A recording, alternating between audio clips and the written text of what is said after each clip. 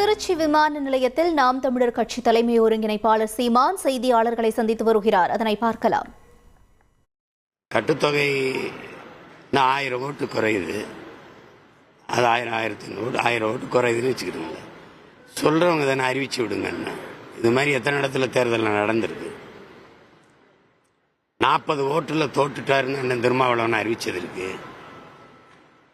80 ஓட்டுல இன்றைக்கு சபாநாயகராக இருக்கிற ஐயா அப்பா அவர்கள் தோற்றதா அறிவிச்சதெல்லாம் இருக்கு. இதெல்லாம் அவங்க விரும்பினாங்க, அது நடந்திருக்கு. நாங்கள் அதை பொருள்படுத்தலை. ஆனால் நாம் தமிழர் கட்சி பிள்ளைகள் மிகுந்த நம்பிக்கையும் உற்சாகமும் பெற்றிருக்கிறோம். இது இந்த அளவுக்கு எங்களுக்கு ஊக்கத்தையும் நம்பிக்கையும் கொடுத்த ஈரோடு கிழக்கில் வாழ்கிற என் அன்பு சொந்தங்கள், இந்த பிள்ளைகளை மதித்து இவ்வளவு பணம்,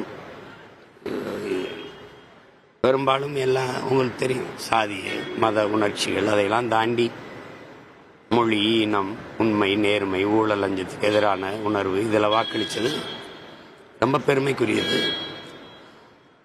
அதை தொலை தூரத்திலிருந்து பார்த்து கொண்டிருக்க, படித்து கொண்டிருக்கிற, இந்த அரசியலை உற்று நோக்கி கொண்டிருக்கிற இளைய தலைமுறை பிள்ளைகளுக்கு இது ஒரு பெரிய நம்பிக்கையை கொடுக்கும். காசு கொடுக்கலைன்னா ஒன்றும் பண்ண முடியாது, கூட்டணி இல்லைன்னா ஒன்றும் செய்ய முடியாது அப்படின்னு. இப்ப தனிச்சு நின்று 25,000 வாக்குனாலும் எங்க வாக்குன்னு நாங்க சொல்லிக்கிற முடியும். எங்க வாக்கு எங்க அப்படியே சொல்லிக்கிற முடியும்.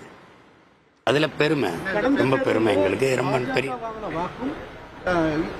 நாம் தமிழர் வாங்கின வாக்கும் இந்த முறை நாம் தமிழர் கட்சிக்கு கிடைச்சிருக்கு அப்படின்னு ஒரு கணிப்பு இருக்கு இல்லையா? அந்த கணிப்பை நீங்க ஏத்துக்கிறீங்களா? இது ஒரு கேவலமான பார்வை. அது இந்த திராவிட சிந்தனையாளர்கள், அது குறிப்பா இவங்க தான் அப்படி வச்சுப்பாங்க. 15 கட்சியோட கூட்டணி வச்சு நீங்க வாங்குற வாக்கு திமுக வாக்குங்கிறீங்க. தனிச்சு நின்று நாங்க வாங்கின வாக்கு அதிமுக வாக்கு, பாஜக வாக்குங்கிறீங்க. அவங்க எல்லாம் வாக்கு செலுத்திருந்தா நான் வென்றிருக்க மாட்டேன்னா? இப்போ 700 வாக்கு தான் போன தடவை நோட்டாவுக்கு இருந்தது. இப்போ 6000 ஆனது காரணம் என்ன? 42 சுயேட்சை 12,000 வாக்குகள் வாங்கியிருக்காங்க. அவங்களுக்கெல்லாம் போட்டது யாரு? பாஜக எனக்கு ஏன் ஓட்டு போடணும்? போன தடவை பாஜக நிக்கல, எனக்கு தான் போட்டுச்ச. விக்கிரவாண்டியில பாஜக நிக்கல, எனக்கு தான் போட்டுச்சா. அதிமுக நிக்கல, அது எனக்கு தான் போட்டுச்சா. என் தேவை பேசிட்டு கூடாது.